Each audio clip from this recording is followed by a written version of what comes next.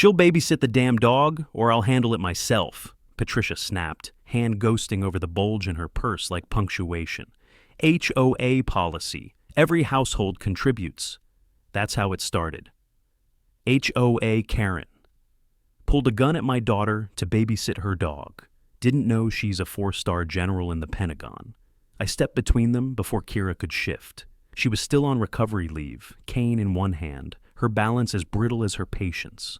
One more second, and Patricia was going to find out what a combat-hardened general looked like at close range. That's not a policy, I said, flat. And that's not just my daughter, that's General Kira Ellery, Pentagon Command. You just threatened a federal officer. Patricia blinked like I'd spoken another language. Excuse me?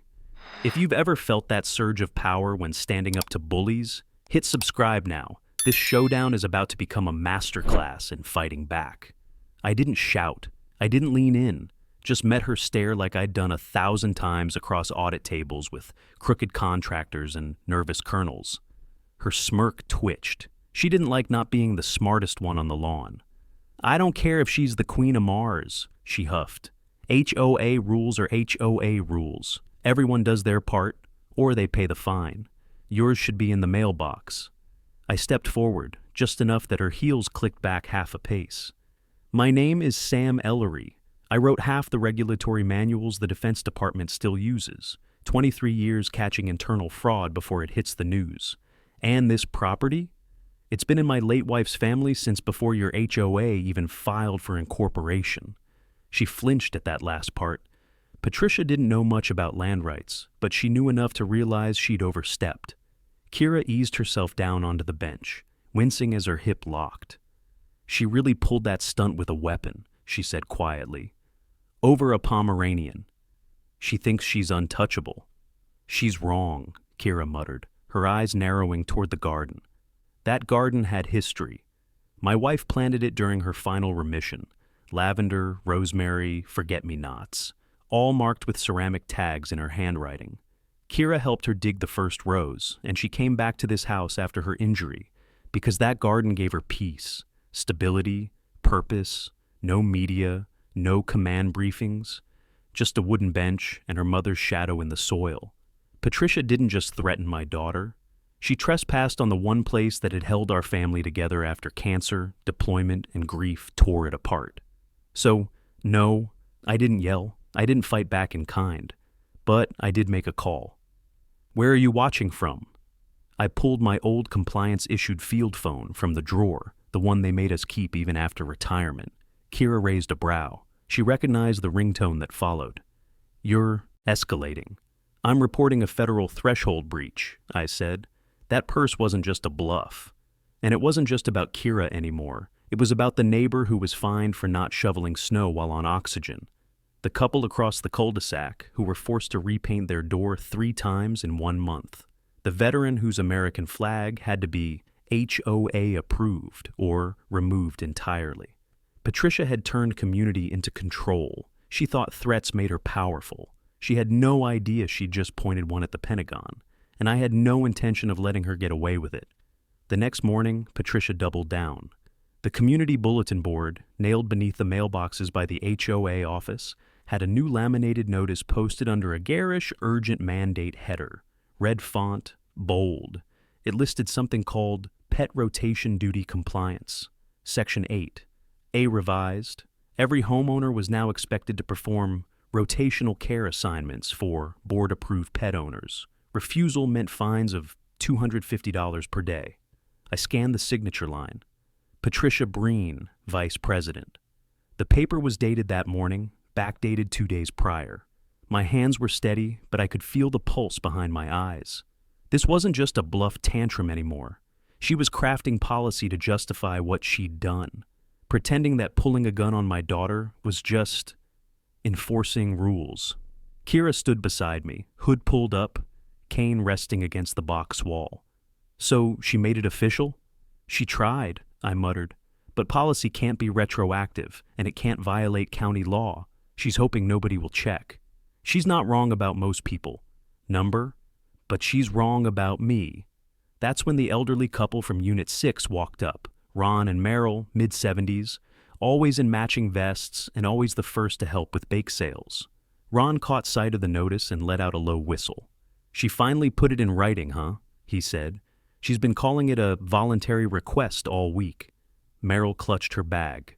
"She told me last Thursday that if I didn't walk her dog while she went to that conference in Orlando, I'd get flagged for non-participation. I thought she was bluffing." "She wasn't," I said, handing them my phone. "I took a photo of her threatening Kira. She had her hand on a weapon." Meryl's eyes widened. "Oh my God." "She put it away fast. No camera caught it directly. But Kira's an active duty officer, and Patricia didn't know who she was talking to. That changes things." Ron's face hardened. "You gonna report her?" "I already did." They looked at each other, then back at me. "If you need us," Meryl said quietly, "we'll talk." That's when I realized something. Patricia's power wasn't built on rules. It was built on the belief that no one would challenge them. A man I hadn't spoken to in years limped over from the next mailbox cluster. Omar, former postal carrier, part of the community since before it had gates. "You're Sam, right?" he asked, eyeing the notice. "You the one who's got a daughter in the military?" I nodded. "She's the one who that dog witch tried to force into pet duty?" Another nod. He spit off to the side, pulled his phone from his pocket. "She did the same to my niece, the one who uses a walker, made her clean up after her German shepherd when he had diarrhea on the green space. Said it was her rotation. She cried for days." I could feel Kira tense next to me. She didn't speak, but her grip on her cane tightened. "Tell her to keep that anger close," Omar said. "Not loud, just close, like kindling." Back at home, Kira spread the HOA handbook across the table. "No mention of pet duty anywhere," she said, flipping pages. "But she's using the miscellaneous compliance clause to argue anything not explicitly exempt can be enforced." I pulled up the county's municipal code online. The clause is invalid under County Regulation 37B. That rule was designed to allow lawn mowing standards, not arbitrary labor demands. If she's submitted this for internal record keeping, and it contradicts public law. "She's cooked," Kira said. "No," I said. "She's smoking, but not cooked, not yet." Because here's the thing about compliance. It's not about being right. It's about documented contradiction, about public codes, private enforcement, and pressure points. And Patricia just handed me one, in writing, publicly posted, and backdated with her name on it. The mistake she made wasn't threatening my daughter. The mistake was doing it in front of people who know what illegal policy enforcement looks like. Tomorrow, I'd find out just how far she was willing to push. But tonight, I printed a copy of the notice and clipped it to my old DOD case file. Kira watched me from across the table, nodding once. This wasn't about a dog anymore. It was about what happens when someone tries to turn a neighborhood into a weapon. Greg Vaughn stood at the edge of the community garden like a man who'd arrived by accident and regretted it immediately. He was staring down at the lavender rose, a clipboard in hand, trying very hard not to look like he saw me. He wore his usual Navy HOA windbreaker, but the zipper was stuck halfway. Sweat dotted the collar. His eyes flicked up once when I called his name, and then quickly away. "Greg," I said, voice calm. "Got a minute?" His shoulders rose half an inch, then fell. "Sam, yeah, sure." I walked over slowly, no sudden moves, not because I feared him, but because I recognized the kind of tension wrapped around his frame. He wasn't here to patrol, he was here to watch, and he hated himself for it. He didn't speak again until I was close enough to smell the cut grass. "She told me to check the garden paths," he said, gaze, still down. "Someone complained about the stone edges violating the 3-inch rise rule." "That's funny," I said. "I laid those stones 5 years ago.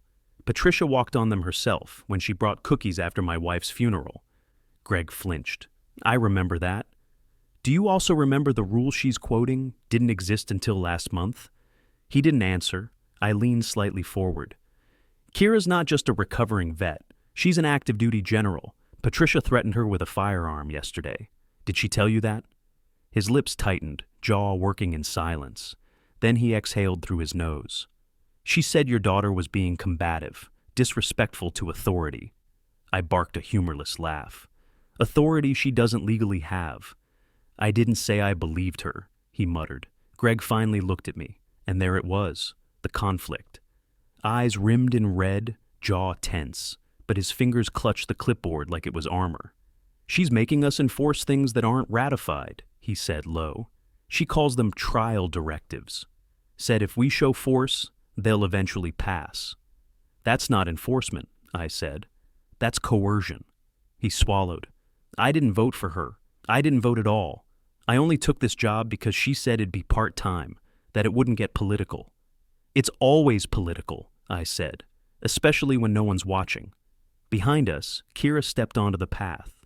She was slow today, more cane than stride, but she made it look like posture, not necessity. Greg froze. She didn't speak right away, just nodded to him, polite, civil. Then said, "I read the bulletin."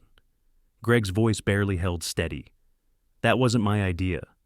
"But you didn't stop it either," she said. "No," he admitted. She gave him a long look, not angry, just tired. Then she turned to me. "I'm heading back in. Let me know when you make the call." She left Greg standing there like a man with his lungs half filled. He stared at the bench after she disappeared, then turned to me. "I didn't know who she was," he said, voice lower now. "Until yesterday. I Googled it after I got your report." "You know now?" He looked down at his clipboard. Then, for the first time, he pulled out the paper on top, a violation notice form, and tore it in half. Quietly, no flair, just resignation. "I didn't sign up for this." "But you're in it," I said. "So the only question left is, are you going to help make it right?" He didn't answer right away, but he didn't walk away either. That was enough for now. Later that night, I found a brown envelope at my doorstep. No return label, just my name. Inside was a printed screenshot. Patricia's email header, time-stamped, addressed to all board enforcers. Subject line, trial mandate for pet rotation. Assert quickly. Below it, a highlighted line. If they push back, escalate consequences immediately. Fear maintains compliance. No name signed, no note. But I knew who sent it. Greg was in. By Monday, the fines began. The first notice came folded into our HOA envelope. Same as always, same typeface, same passive-aggressive margin notes. It cited a violation of rotational pet care non-compliance, Clause 8A. It claimed we were refusing to comply with communal duty assignments and warned that further non-participation will escalate to lien consideration. The amount listed, $750, 3 days' worth. I held the paper up to the light like I could burn through it with my stare. Kira didn't even flinch when I handed it to her. She just tapped the bottom of the page with her index finger. There's no signature. She was right. Patricia's name was printed on top, but no board cosign, no notary, not even Greg's scribbled initials. It was bluster, official-looking, but toothless. "She's getting sloppy," I muttered. "No," Kira said. "She's getting bold. She thinks you won't call her bluff." The second notice came that afternoon, taped to our front door. Same violation, different number, $1,250. This one had the word final stamped in red across the middle, like we'd been through appeals, hearings, and arbitration, like we were the ones hiding. I peeled it off slowly and placed it in the stack with the others. It wasn't just us. By evening, the messages started rolling in. Handwritten notes slid under our door, anonymous emails, one voicemail from Meryl that started calm and ended with her sobbing about losing her garden privileges for refusing a compliance order. Patricia had turned the pet rotation into a loyalty test. She issued tasks and waited to see who obeyed. Those who refused were marked as problematic. Those who challenged her, fined. I ran her name through the county clerk's portal, Kira said, pulling her laptop across the table. She's filed 17 separate citations in the last 48 hours. All of them have the same problem. No internal ratification, no legal cosign, and no external verification by county compliance. Which means none of them are enforceable through civil court, she said. But if someone doesn't know that, they might pay anyway. And if they do, she can claim precedent, I finished. She nodded grimly. Pattern of behavior, voluntary compliance, perceived legitimacy. If she gets a dozen people to fold, she could argue that refusal is the exception, not the rule. I stood, grabbed the HOA handbook again, flipped to the back where they always listed revision history. The last official update was 2 years ago. No mention of 8A. She's working off a draft that doesn't exist, I said. No, Kira murmured, scrolling her screen. She's working off intent, hoping no one cross-references. Greg hadn't contacted us since the envelope, but I didn't. And expect him to? Not yet. He was still in the shadow zone, caught between loyalty and exposure. I'd seen that look before in junior auditors about to blow the whistle. They always needed one more push. Think it's time to give her what she's asking for? Kira asked, voice quiet. What do you mean? She looked at the notice again, then at the stack. She wants to escalate. Let her. I knew what she meant, but I didn't like it. Patricia wanted this to be public. She wanted resistance so she could make an example of it. But what she didn't realize was that public escalation worked both ways. Once her actions were visible outside the HOA bubble, they entered a different playing field. I'll file a federal incident escalation request, I said. Not a report, not yet, just a threshold marker. Pentagon protocol requires internal review if any threat is made against an active duty officer in domestic space. Kira gave a quiet smile. And once they accept that, she's no longer a local issue.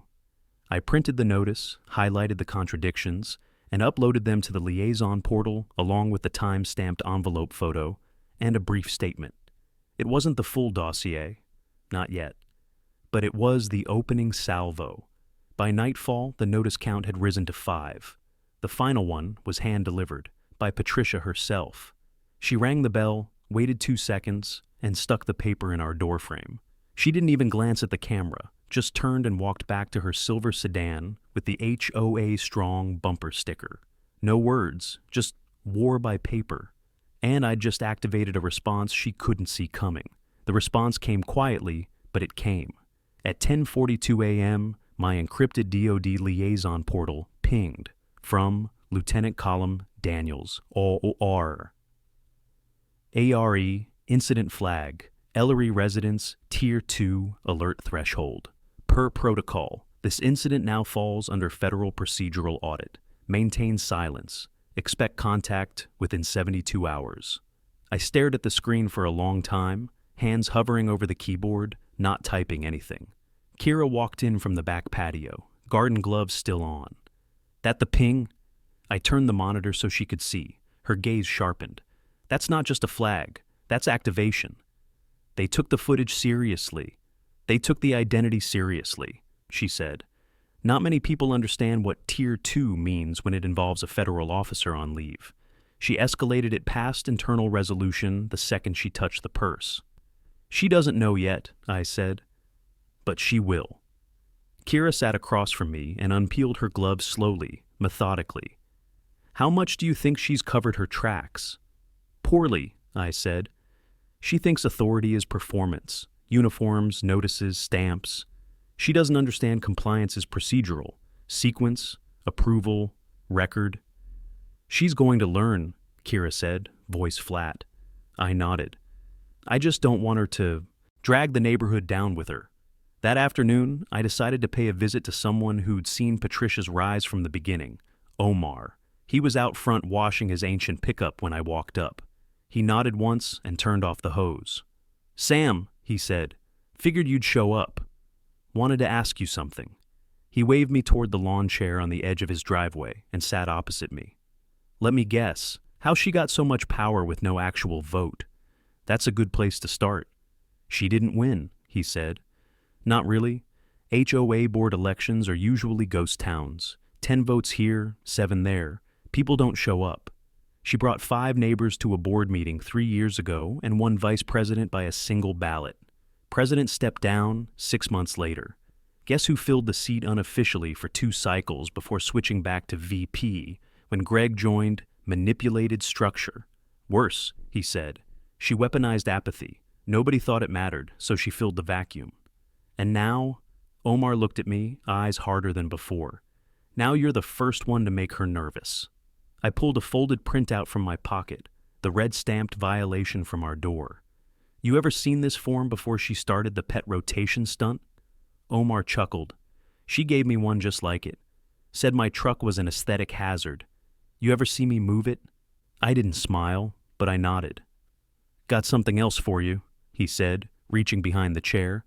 He pulled out a faded HOA welcome packet, one of the originals from 10 years ago, when the neighborhood was still expanding. Check the fine print at the bottom. I did, and there it was, language that undercut Patricia's entire new system.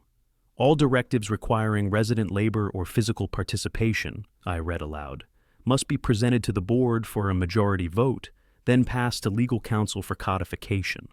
Omar leaned in. Nobody does that. Not since the lawyer retired, which means every one of her so-called mandates is just hot air. She's issuing penalties based on unenforceable language. And you've got federal eyes watching now, don't you? I didn't answer. I didn't need to. Omar patted his chest. Got cameras too. Saw the day she threatened your daughter. Didn't catch the gun, but I got the posture, the tone, the way she boxed her in on your porch. Might help your case. You'd be willing to send that? I already uploaded it, he said, to an anonymous drive. You'll get the link tonight. When I left Omar's driveway, I didn't just have a copy of the old bylaws. I had the next piece in the chain of evidence. Patricia wasn't just playing HOA queen. She was about to find out what happens when you lie on paper, break compliance law, and threaten a federal officer within a recorded community. I didn't need to knock down her house of cards. She was already leaning on it. By Tuesday morning, the temperature had shifted. It wasn't just the weather, though the summer haze had broken overnight, leaving the sidewalks damp and the air tense. It was the way people moved, quiet nods, side glances. Neighbors who usually passed each other with polite indifference now paused outside their doors, whispering in clusters of 2 or 3. Patricia had gone quiet. No new notices, no mailbox postings, no morning rounds in her SUV with a magnetic HOA placard clipped to the door. Just silence. And in my experience, silence meant only one thing. She knew something was coming. Kira stood at the kitchen counter in sweatpants and a t-shirt, her leg braced stiffly as she stirred black coffee. She hadn't said much since Omar sent us the footage last night. 3 angles, 2 showing Patricia's hand hovering over her purse, thumb cocked just enough to suggest access. 1 from behind captured the tension in Kira's posture, the space Patricia invaded, the unmistakable air of coercion. Combined with the forged mandate and Greg's unsigned fines, the picture was forming. We just needed to seal it. Kira slid a printed still across the table to me. The timestamp read 8:47:22. Patricia's eyes were locked on Kira's chest, not her face. Not a neighbor's expression. A threat assessor's stare. She knew what she was doing, Kira said, voice quiet. She calculated. And you didn't respond. She looked up. Of course I didn't respond. You trained me better than that. The corners of my mouth twitched just for a second. I meant that as a compliment. Kira gave the faintest smile and took a sip. So, what's the next move? I tapped the edge of my laptop, which displayed the liaison dashboard. We're within protocol window. Daniel said 72 hours. That gives us till tomorrow. She nodded slowly. You want me to file supplemental testimony? No, I said. Not yet. We're too close. And frankly, you're the trigger, not the investigator. If we involve you now, it shifts the nature of the case. Because I'm not just a victim, I'm a command-level actor. Exactly. Kira exhaled and leaned back, looking toward the window. Outside, a teenage boy biked by, slowing as he passed our mailbox. A flyer was clutched in one hand. He stopped, dismounted, and walked to the board like he'd been told to. My phone buzzed before I could stand. Greg Vaughn, check your inbox. She's prepping something big. I'm sorry. I opened the email within seconds. No subject. Just a forwarded thread between Patricia and someone marked as Board Legal Liaison, Temporary Contract.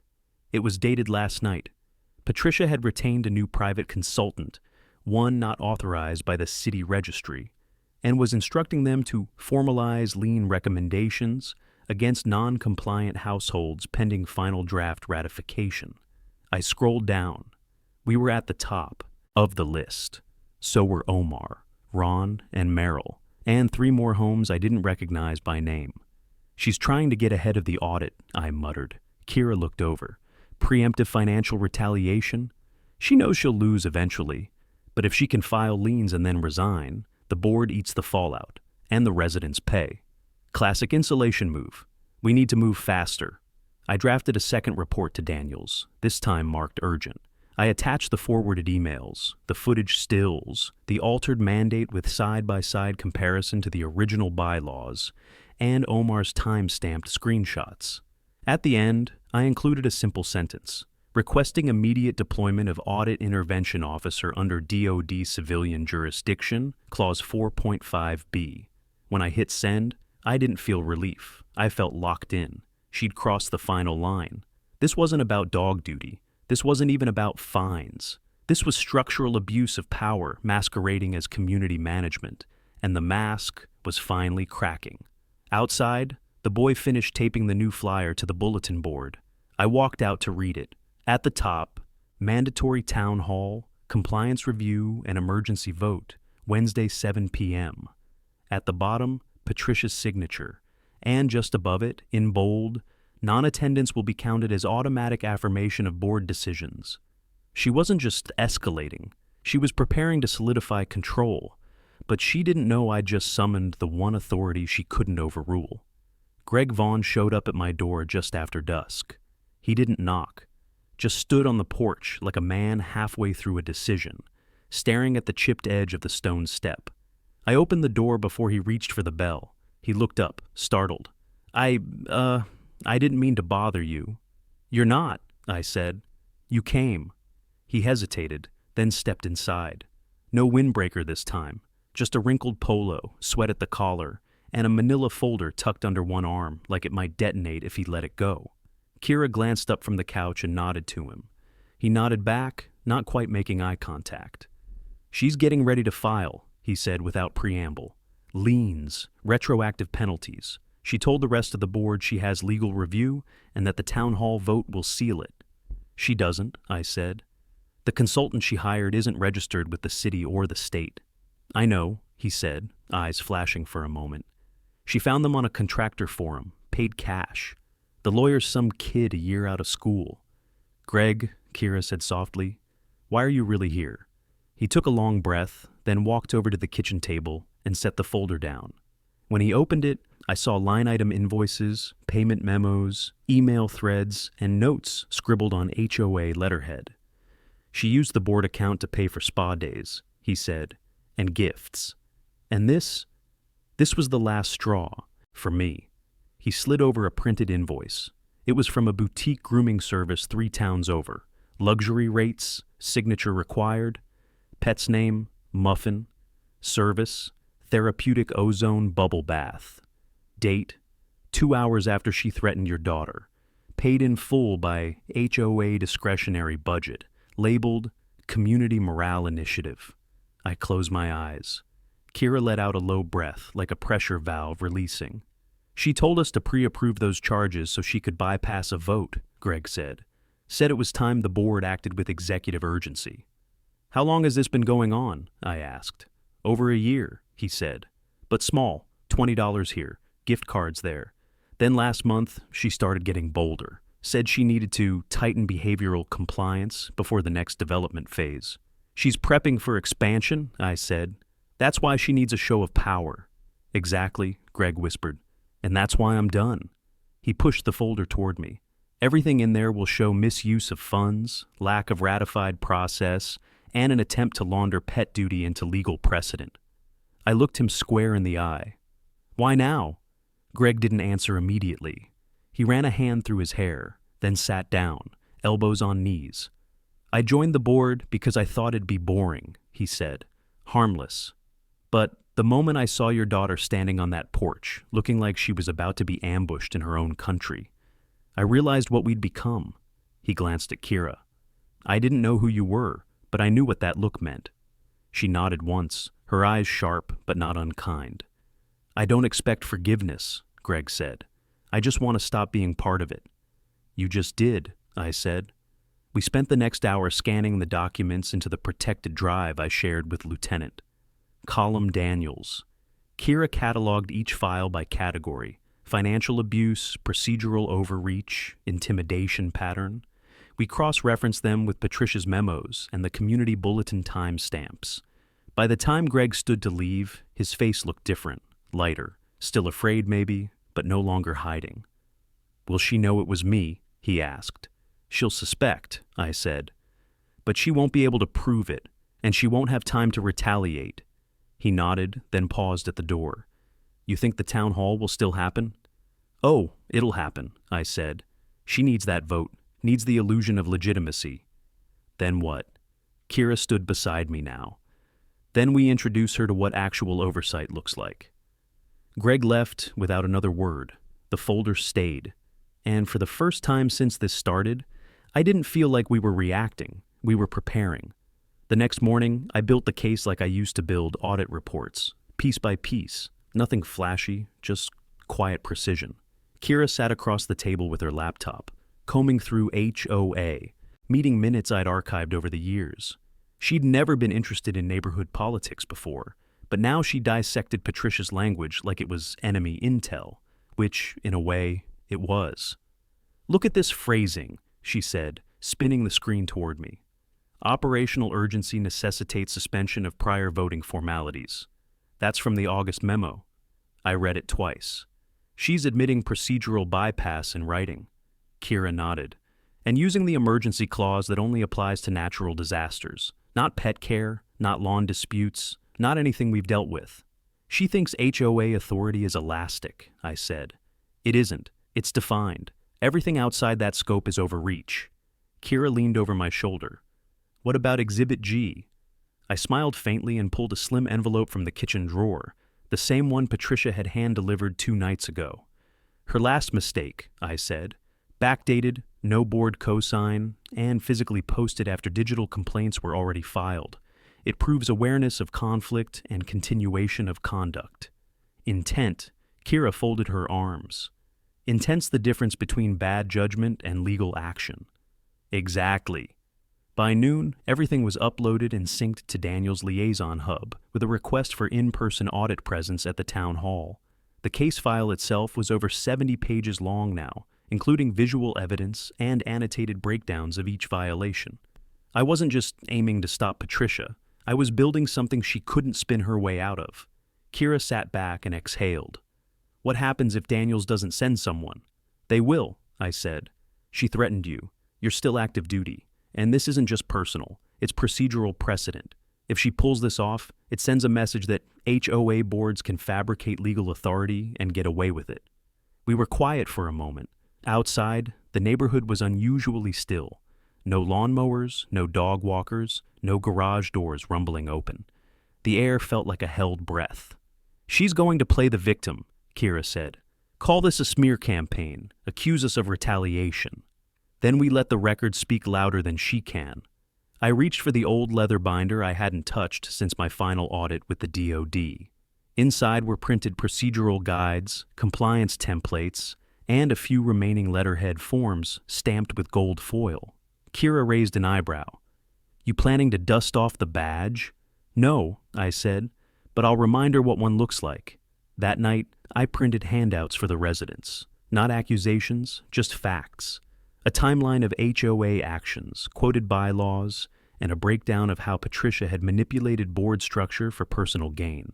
No opinions, just evidence. I delivered them one by one, sliding them under doors, placing them on welcome mats. No confrontation, just quiet distribution. Greg sent a single text before midnight. "Confirmed. She's calling a vote to ratify pet duty fines and lien approvals. Town hall will be packed." "Good," Kira said when I told her. "Then the right people will be watching when the truth lands." I nodded and locked the front door behind me.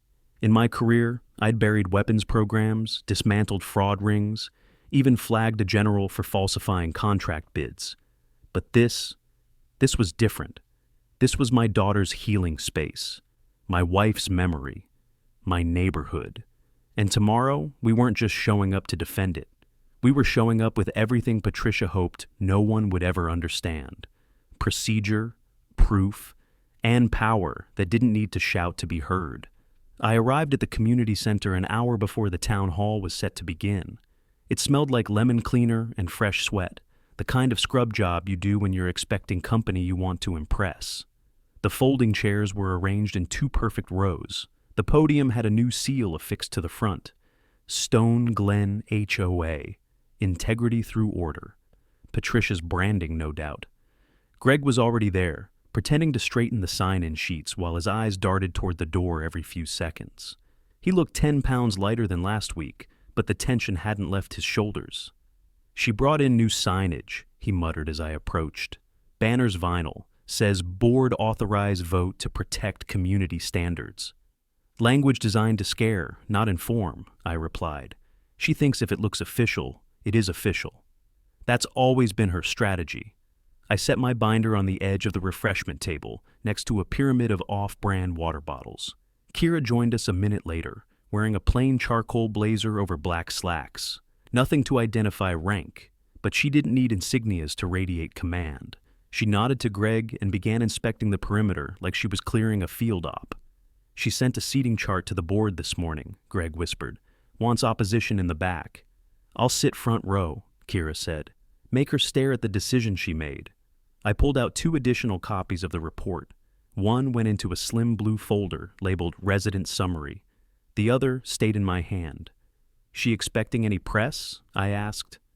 "She invited a lifestyle blogger," Greg replied, eyes rolling. "Her niece runs some HOA Best Practices newsletter out of Tallahassee." "Perfect," I muttered. "Give her a quote she'll remember." One by one, neighbors filtered in. Omar, Merrill, and Ron. Even the Thompsons, who rarely left their porch, shuffled in with canes and narrowed eyes. I watched as they read the flyer we'd distributed, my timeline, the policy breakdown, the comparison chart of Patricia's edits next to the original bylaws. They didn't speak, but they didn't look confused. At 6:56 p.m., Patricia swept in, hair pinned back tighter than usual, lipstick sharp, heels clicking in sharp contrast to the vinyl floor. She was flanked by 2 board members I didn't recognize, new recruits, likely handpicked for silence. She didn't even glance at us, just strode straight to the podium, adjusted the microphone, and began sorting note cards with the smug precision of a politician preparing to rewrite history. I stepped aside as lieutenant. Colum Daniels arrived, civilian clothes, as requested. Nondescript tan jacket, clean clipboard tucked under one arm. But the posture, shoulders squared, eyes scanning, was pure service. He gave Kira a small nod, then handed me a sealed envelope. DoD Oversight Deployment Authorization. Community Audit Notice, Stone Glen HOA. I slipped it into my inner jacket pocket. Right after the opening statement, Daniels said softly, "Let her commit." I took my seat in the second row. The lights dimmed slightly. Patricia tapped the mic once and smiled out at the crowd like she was greeting old friends. "Good evening," she said, voice syrupy. "Thank you for coming to this emergency meeting. Tonight, we vote on critical updates to our community compliance standards, updates designed to protect the harmony, safety, and beauty of Stone Glen." She paused for dramatic effect. "Our board has worked tirelessly to craft a proposal that ensures fair participation and respectful engagement. As you've seen in our bulletins, the pet rotation initiative has met resistance. This vote is to ensure it moves forward with full legal support. No mention of the fines, no mention of the threats, no mention of who had been targeted or why.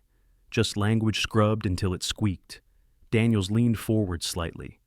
Not yet. Patricia raised her hand. "I now call for a show of hands for approval."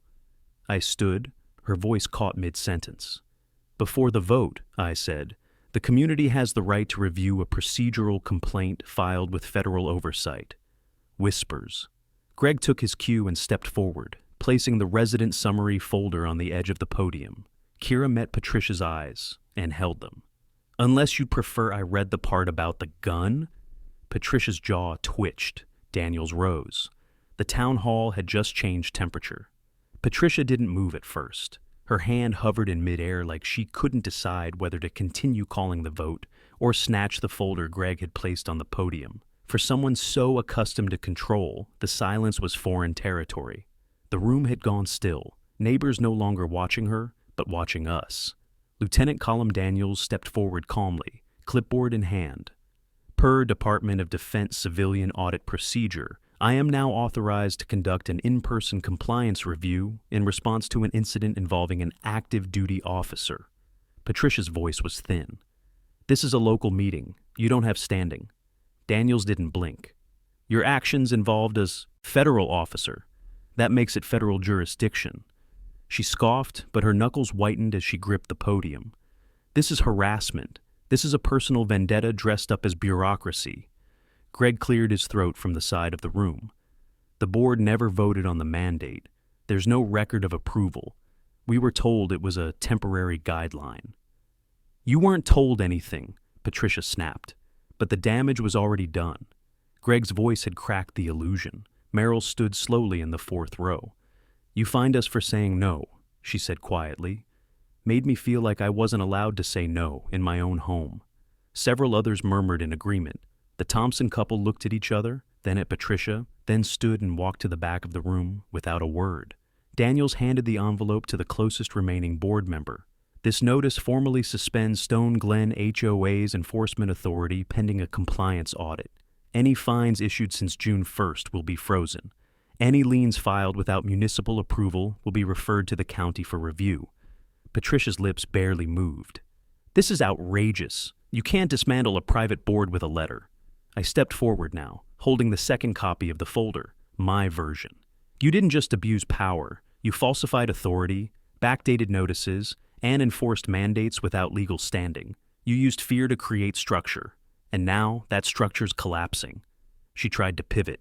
The general, your daughter, was hostile. She made me feel threatened.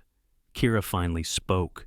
She stepped up beside me and looked directly at Patricia, calm and even. I didn't raise my voice. I didn't take a step forward. I didn't even speak until after you pointed at me with your hand on a concealed weapon. Gasps now, not loud but audible. Kira continued. That wasn't HOA enforcement. That was intimidation. And if I were any other recovering vet, you would have gotten away with it. Patricia was unraveling now, nostrils flared, voice cracking. This is all coordinated. This is political theater.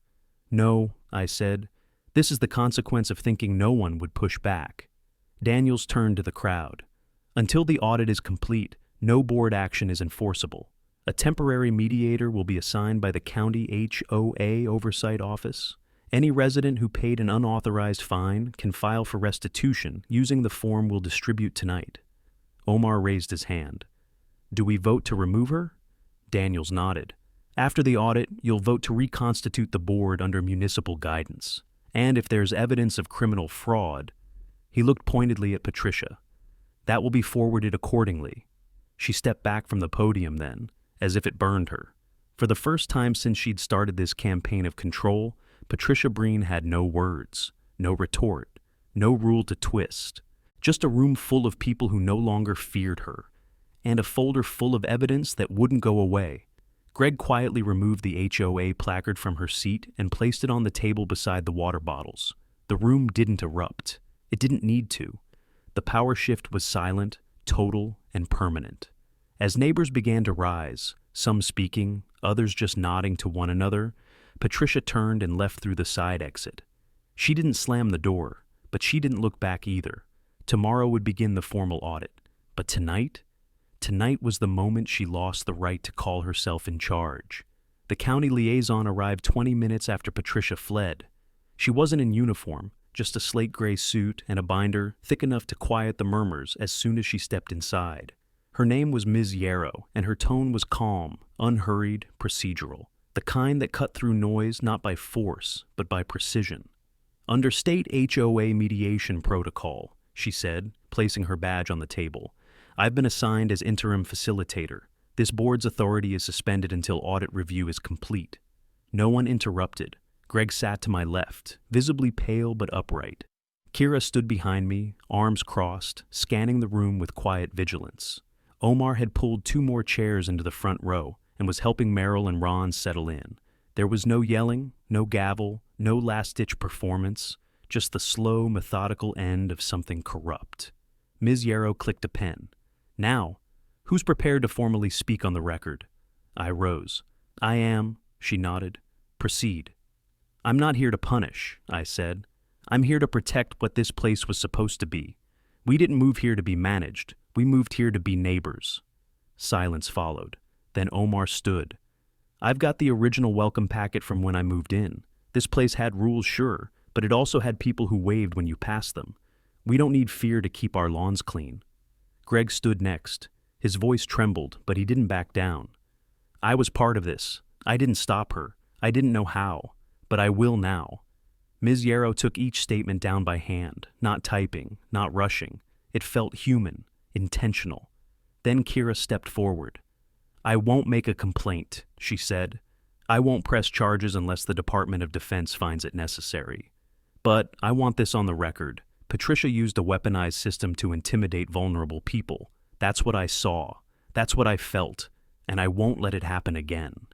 She didn't say it loudly, but no one looked away. Ms. Yarrow finished writing, then tapped the folder once. Thank you. These proceedings will be submitted to the State HOA Commission by the end of the week. All fines are officially nullified. If any resident made a payment under duress, they may file for reimbursement. We will also review the HOA's finances for the past 24 months. Greg cleared his throat. What happens to Patricia? That depends, Ms. Yarrow said. If she cooperates, she'll be banned from future HOA leadership roles. If she doesn't, she closed the binder gently. Well, fraud has a paper trail, and I know how to follow it. A quiet ripple of agreement moved through the room. Nothing dramatic, just nods, relief, the kind of stillness that comes when a storm finally breaks. As the meeting wound down, people began to talk again. Real talk, not whispers, not fear. Someone mentioned organizing a weekend cleanup for the park. Someone else brought up planting new roses along the median. For the first time in weeks, it sounded like a neighborhood again. Kira walked beside me as we stepped out into the cooling night air. She's really gone, she said. Not completely, I replied. She left a mess, but she's lost the one thing she cared about. Control. No, I said. Silence. The ability to act without anyone questioning her. That's what we took back tonight. Behind us, the community center lights dimmed, then clicked off. Ahead of us, porch lights flicked on one by one, like a constellation slowly returning to a sky that had forgotten how to shine. 2 weeks later, I sat on the garden bench with the morning sun warming my back and a clipboard in my lap. The lavender rose had filled out again, full, fragrant, upright, not trampled, not threatened. Kira knelt nearby, tending the soil around the sage with one hand while bracing herself with the other. She moved slow, but steady. I could see the strength returning, not just in her body, but in the way she stood taller when neighbors waved, the way her eyes no longer flicked toward the street every time a car passed. The audit report had come through yesterday. 79 pages of evidence, misappropriated funds, illegally issued fines, unlawful intimidation. Patricia's signature was all over it, tucked neatly into PDF exhibits she couldn't erase. The county board's response was immediate. Formal disbandment of the Stone Glen HOA board. Patricia was barred from holding any community position indefinitely. A restitution fund was created from the seized HOA discretionary account. Every resident who had paid unjust fees would receive a full refund within 60 days. And the lien threats? Nullified. Greg was named interim coordinator by unanimous vote. He hadn't stopped apologizing since. Omar walked by with a box of flyers under one arm. Neighborhood meeting at the park this Sunday, he called. Potluck style. We're voting on the new committee structure. No titles, just tasks. I'll bring coffee, Kira said, not looking up. You always do, he grinned. As he passed out of sight, I turned the final page on the county's response letter. In the margin, someone had handwritten a note. Power without transparency breeds corruption. Thank you for reminding us. I hadn't expected thanks. I hadn't done it for praise. I'd done it because silence, when left to fester, becomes permission. And in a place like this, where homes sit 12 feet apart and fences grow taller than friendships, that silence can swallow entire lives. Kira stood and wiped her hands on a towel. She's gone for good? Legally, yes. Spiritually, that'll take time. She sat beside me. Funny, she thought I was the threat, thought my presence was the problem. You were never the problem, she smiled faintly. Number. But I was the boundary she couldn't cross quietly, I nodded. And boundaries once held change everything. We sat there for a while, not talking, not planning, just existing. The way this house was meant to be lived in, with stillness, with trust, with no one barking orders under the guise of community. Eventually, I folded the report and tucked it back in its envelope. Kira stood and walked toward the porch, cane tapping softly against the flagstone path her mother had once laid down. Her steps were still measured, but different now, deliberate, confident. She wasn't just recovering, she was reclaiming. I watched her pause beneath the awning, her silhouette framed by the garden and the house behind her, and I realized something. This wasn't just a win over a tyrant in a windbreaker, it was a return, a resetting of what mattered. We hadn't just dismantled a paper regime, we'd rebuilt the kind of space where my daughter could breathe again, where my wife's memory could remain undistorted by fear, where the sound of a doorbell no longer meant a summons, but a neighbor asking for sugar. If you want more stories of homeowners standing up to HOA tyranny, hit subscribe right now, share your story in the comments, and let me know where you're watching from. Because this wasn't the last time someone tried to weaponize control.